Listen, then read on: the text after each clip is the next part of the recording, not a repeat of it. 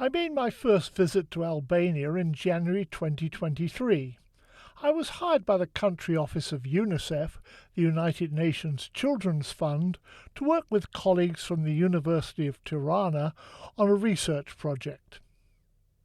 For half a century after World War II, Albania was ruled by a communist regime so paranoid that its leaders believed that even the Soviet Union and China had sold out to capitalism.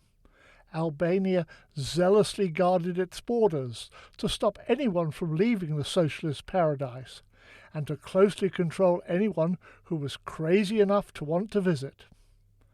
This story is entitled "No Hippies, Please."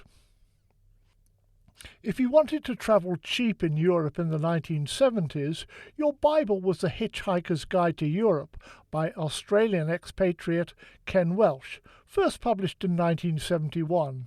It contained advice on hitching technique and etiquette, where to sleep and eat cheap, and what to expect when you came to a national border. 20 years before most European Union countries abolished passport and border controls under the Schengen Agreement, travellers faced a confusing set of national regulations. The countries of the communist Eastern Bloc were particularly tricky, requiring visas and sometimes a, quote, service fee to the mean-looking uniformed guy with the Kalashnikov who was standing in front of your vehicle. None, however, was trickier than Albania. In the 1972 edition of the Hitch-Hiker's Guide, the entire contents of the subsection on Albania consisted of just two words: forget it. Since the communist regime came to power at the end of World War II, Albania had been, to all intents and purposes, a closed country. Except for politicians, diplomats and sports teams, few were allowed to leave. Anyone caught trying to skip across the border to Yugoslavia or Greece was likely to be shot or, if arrested, sent to one of the notorious labour camps where they might die of starvation or disease. To maintain socialist purity, Albania did not welcome foreign visitors, except a few on supervised tours. Albania had refused to join the other republics of the Western Balkans in the Yugoslav Federation, which, under the leadership of Marshal Tito, had broken from Stalin and adopted its own kinder, gentler version of communism. Albania became a satellite of the Soviet Union, dependent on aid from Moscow and with Soviet army, naval and air force bases around the country. Relations began to deteriorate after Joseph Stalin's death in 1953, with Albania's authoritarian leader, Enver Hoxha, accusing Stalin's successor, Nikita Khrushchev, of abandoning the true principles of Marxist-Leninism. Where could this small country turn to after breaking with the Soviet Union? There was only one place to go, to the great communist rival, the China of Mao Zedong. As Eri Gikola, my guide on a walking tour of the capital Tirana, put it, we took the worst of Stalinism, combined it with the worst of the Cultural Revolution, and created a real mess. If Hoxha and his secret police, the Sigurimi, were worried about foreign agents and influences during the Stalin-Khrushchev era, their paranoia increased as they implemented their own version of the Cultural Revolution, sending professionals to the countryside to work on collective farms and bringing uneducated farmers to the cities. The result? Economic stagnation and rampant corruption.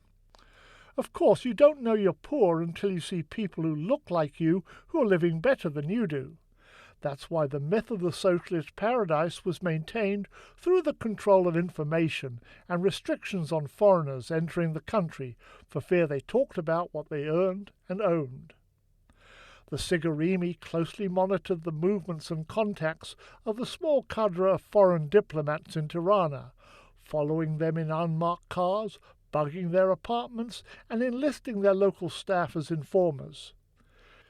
They placed agents as receptionists at the only two hotels in the city where foreigners were allowed to stay.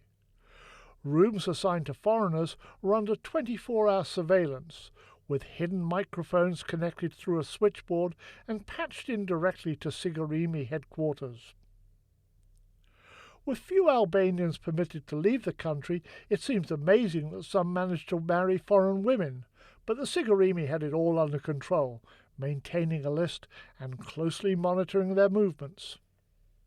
The People's Republic of Albania, Enver Hoxha once declared, is closed to enemies, spies, hippie tourists and other vagabonds.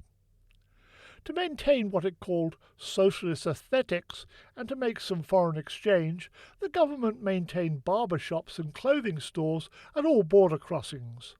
Foreigners were informed that, quote, if they choose to be adjusted, to cut their hair, to dress normally, they could enter. No doubt some refused and turned back, probably echoing the Hitch-Hiker's guide advice, forget it. One of the minor consequences of the restrictive policy is a dearth of travel literature on Albania in this period. A few glimpses of what it was like to travel there came in letters in response to a travel feature in The Guardian. One reader recalled, Progressive Tours organised package holidays to Albania in 1972. We remember that company because we joked about the holiday getting progressively worse the longer it lasted. No personal exploring was allowed. Organised trips were to communal farms and the Ho Chi Minh cotton factory, ignoring the hilltop castles and archaeological sites we passed. Today, a half-century later, Albania welcomes tourists. According to tour guide Eri, about 3 million visited the country in 2019, the last year before the COVID epidemic. We expect 6 million in 2023, he said. I said I was happy to be one of them.